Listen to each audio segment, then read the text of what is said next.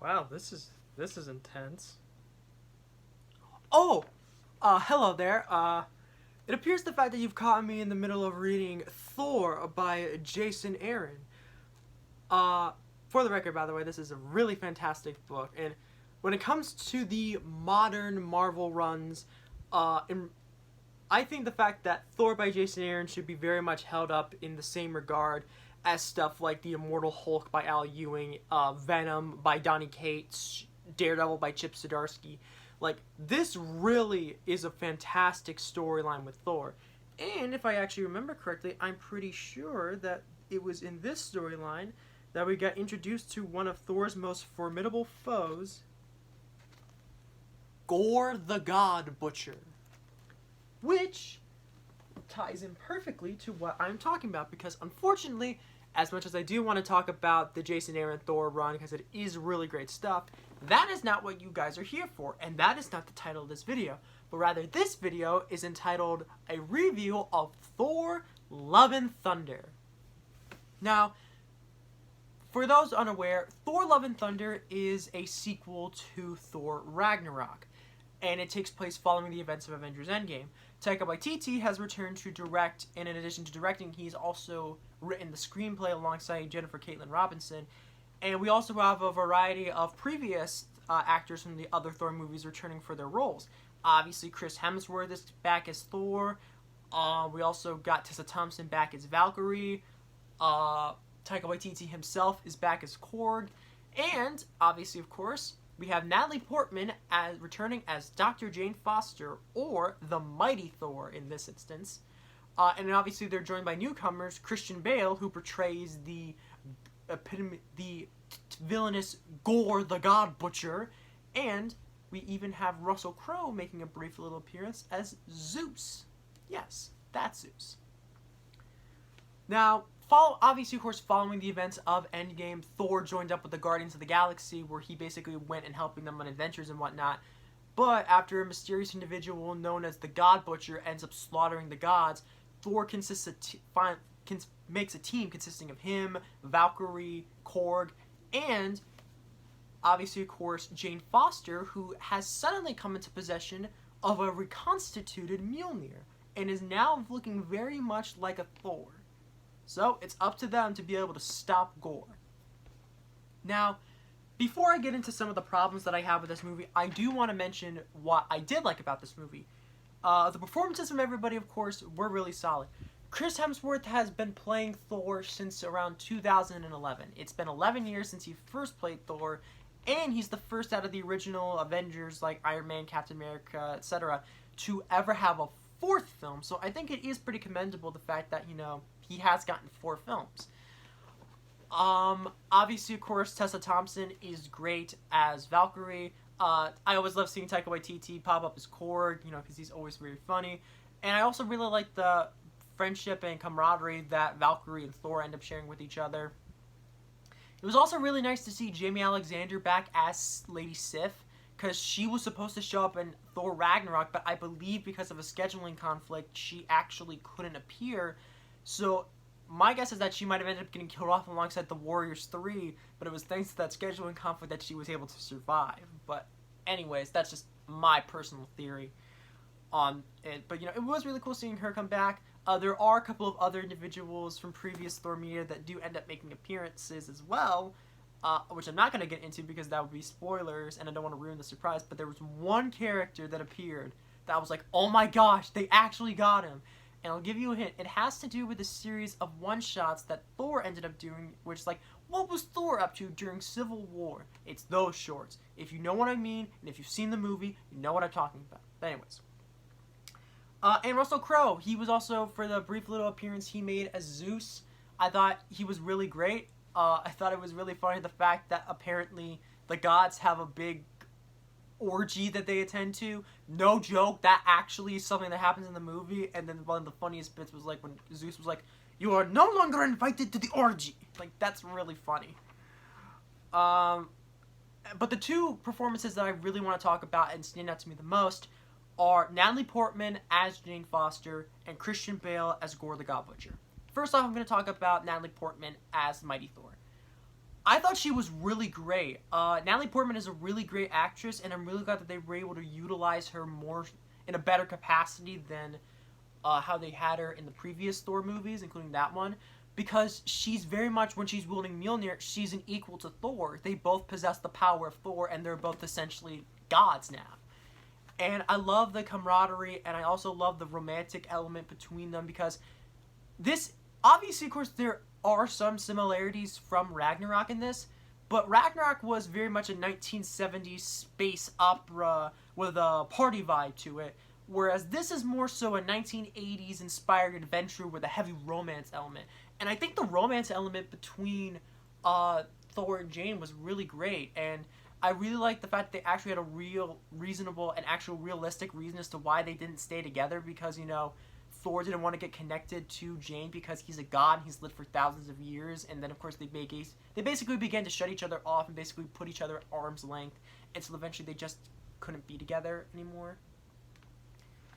Which is really unfortunate because they really do seem like they love each other. And, you know, obviously a big element of this movie is love.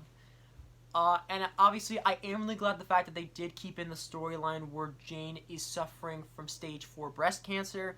And I also love the fact that they kept it in which every time she ends up picking up the hammer, the cancer basically gets worse. And it's basically depleting her body of the means that help her fight the cancer.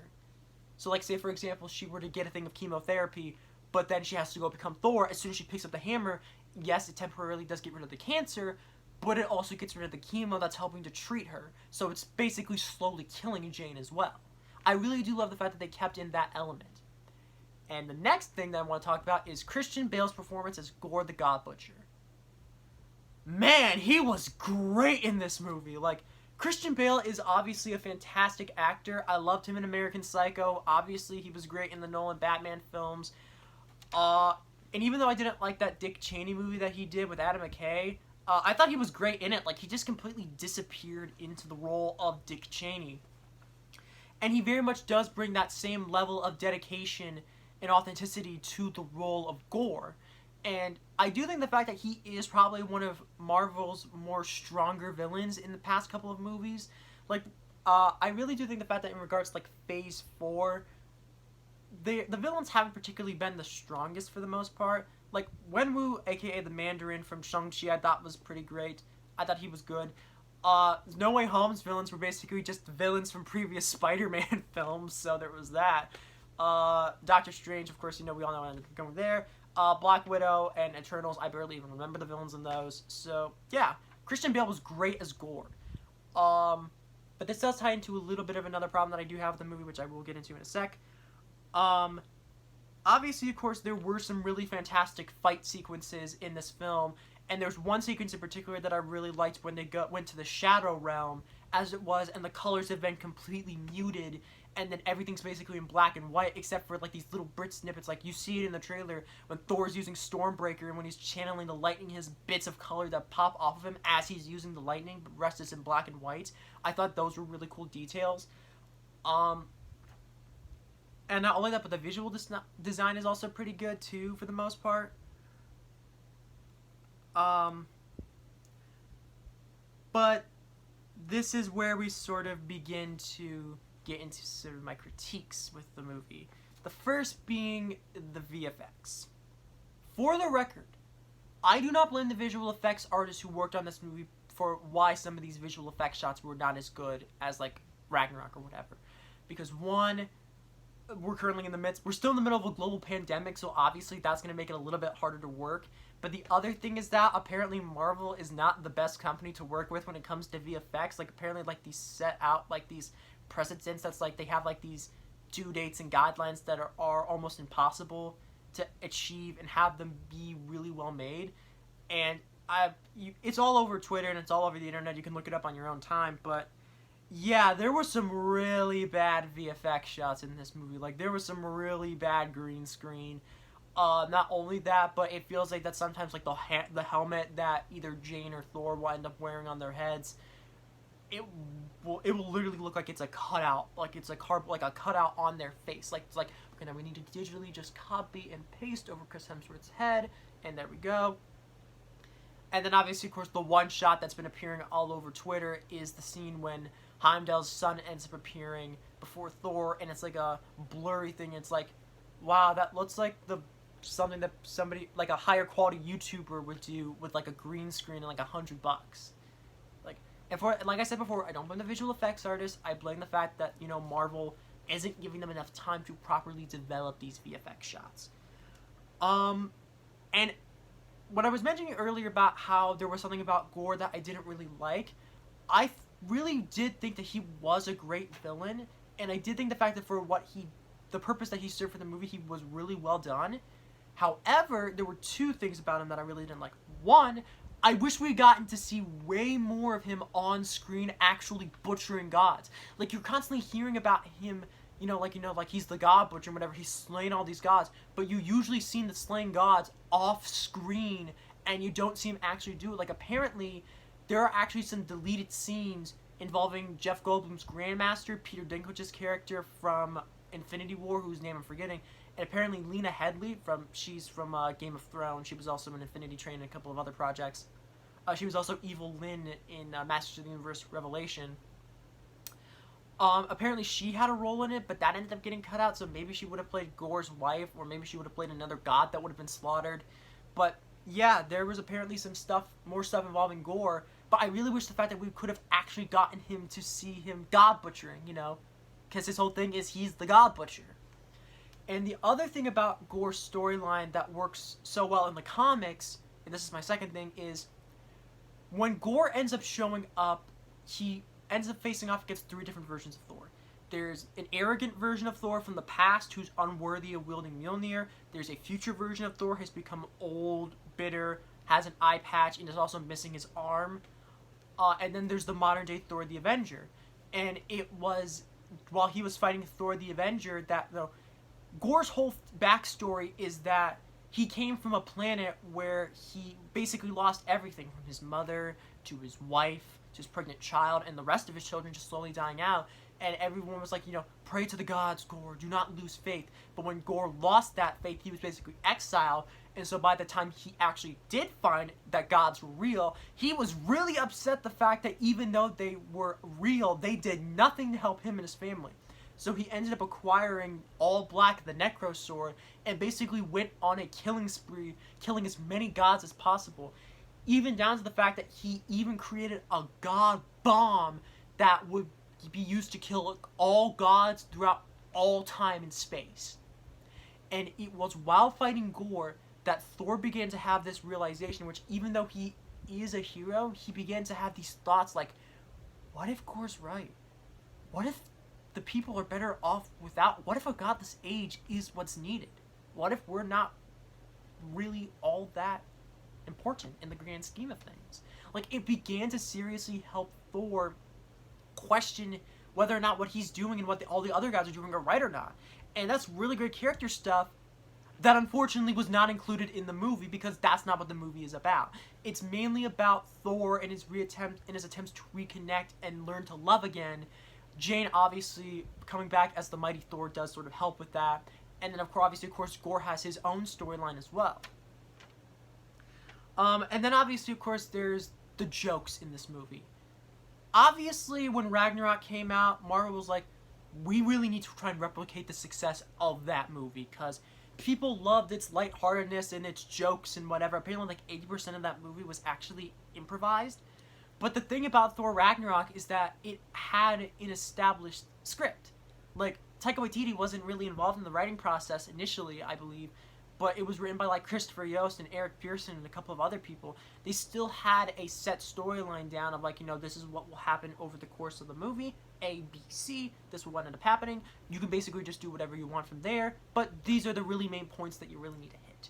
But I feel like ever since then, Marvel's been trying to continue that success of Ragnarok, and they try to amplify the elements that worked really well in this movie. But while there are some really funny jokes in this movie, like there's one particular instance involving the screaming goats that I thought were really, really funny, and there were other bits and pieces here and there that were very funny. I found that most of the jokes weren't actually landing as much as they did in something like Ragnarok, but I think it's because Ragnarok was more like consistent with it, and this was more so like, like apparently there exists like a 4-hour version of this movie that, according to Chris Hemsworth and Taika Waititi, is like a Monty Python sketch, and it's like they basically sacrifice the story just for the sake of jokes. So, and the thing is, this movie isn't really long. It's only like 2 hours, but man, it does feel like that they did cut out some stuff, and there were some jokes that just didn't really work all that well compared to something like Ragnarok. But one thing that I do commend, though, is for the brief appearance that they were included, the Guardians of the Galaxy were, of course, awesome. Really excited for Guardians Volume 3 and for the upcoming Guardians of the Galaxy holiday special releasing later this year. That'll be really fun. But for the brief appearance that they were in here, I thought they were, it was nice seeing Thor interact with the Guardians, especially considering where they left him off with previously in Endgame. And then finally, another big thing that I have to mention with this movie is something in regards to Valkyrie. Now, they established all the way back around 2016, 2017 when Tessa Thompson was cast as Valkyrie that they would establish that she would be bisexual, and that, obviously, of course, they had a scene in Ragnarok where they actually show a woman leaving her bedroom, indicating that the two were intimate the night previously, but they cut that from the movie because they didn't want to stop the movie and just point that out. And they mentioned at San Diego Comic-Con 2019 that Valkyrie, now being crowned king of Asgard, is obviously, of course, in search for her queen. We didn't really get any of that in the finished product. Aside from like one moment where she kisses a woman's hand and Korg and her talk about something that happened in the past involving one of her previous love interests, we really don't get much in regards to Valkyrie's sexuality here. Which, on the one hand, I do get. You don't want a person's sexual identity to be the only identity that they have. They want to also establish that the character arc that Valkyrie goes through in this movie is she, ever since becoming king of Asgard, has basically become like a bureaucrat and has to run over an entire nation, but she misses that being a warrior and being a fighter and all that other stuff. Obviously, of course, you want to be able to have her character go through an organic arc and have her, all these multiple facets to them, and not just have her sexual identity just be the main one. But it is really unfortunate the fact that the queer representation in the MCU isn't really all that great. I think Alex Hurst probably said it best, because it's like he made a tweet during Pride Month of last year when it's like, Disney behind closed doors. No, cut the gay scene. We'll lose precious pennies from Russia and China. Disney during Pride Month publicly, honk honk. We put a rainbow bumper sticker on Lightning McQueen. We're accepting of gays. Consume our products, teens. That's very much the kind of vibes that I got, because it's like they teased that back in 2019 and they basically did nothing with it in the finished product. But yeah, that's my little spiel in regards to, that. Overall, even though I have been mainly talking mostly about the negative, I did enjoy the movie. For what it was, as a 1980s action-adventure with a heavy romance element that just so happens to be set in the MCU, I thought it was alright. I don't think it's better than Ragnarok, but obviously I do have to accept the fact that Ragnarok and Love and Thunder are two very different movies that set out to do two very separate things, and obviously, of course, obviously, of course, not all these movies are going to be made, even if they do have the same creatives involved, not everything is going to be up to the same standard, if you guys can catch what I'm rambling on right now about, because... But yeah, overall, I did enjoy Thor Love and Thunder, and I don't think I'm really going to give it a rating, because I think at this point I've realized that maybe I should just give up doing ratings, because, when I really think about it, it's like, well, what makes this movie so much better than this just because I gave that an 8 and that a 7.5? Like, I think I'm just going to give up ratings in general now at this point, where I'm just going to give you my general thoughts about, is the movie good? Did I like it? What were the highlights and what were the negative points of the movie? That kind of stuff. But yeah, I did like Thor Love and Thunder. I thought it was good. I don't think it's as good as Ragnarok, but obviously, as previously mentioned, it is very different. But I do think the fact that it is worth seeing and making your own opinion on it. So, yeah, that about concludes it here in regards to my talk on Thor Love and Thunder. I hope you guys enjoyed the video. Don't know what I'm going to be talking about next. I might talk about Ms. Marvel when that eventually ends up wrapping up, because I've been thoroughly enjoying that. But yeah, I really don't know what I'm going to do next for my next video or whatever, but stay tuned, I guess. And yeah, as always, stay gold. Bang. Also, one last note that I want to mention real quick before I end the video is that there's a recurring gag where Jane Foster's trying to come up with catchphrases to go with, because now that, you know, she has the hammer and she's a superhero and whatever, I'm really mad at the fact that one of the catchphrases that she didn't attempt to use was, "It's hammer time." I know it's low-hanging fruit, but it's fruit that I very much would have picked either way, because, you know,